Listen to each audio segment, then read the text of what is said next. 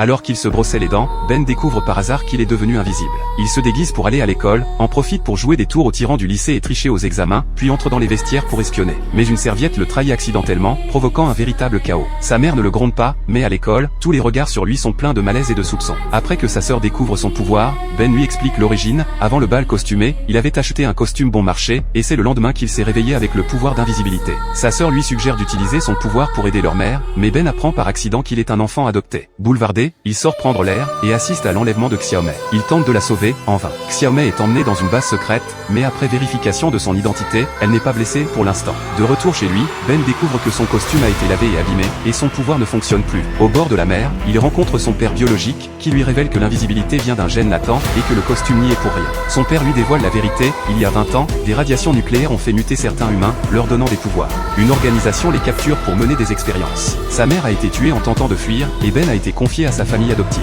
Son père lui laisse un nouveau costume, et Ben se remet en route. En chemin, il croise le tyran du lycée et parvient à le convaincre de l'aider. Grâce à un signal en forme de visage souriant envoyé par Xiaomei, il localise la base.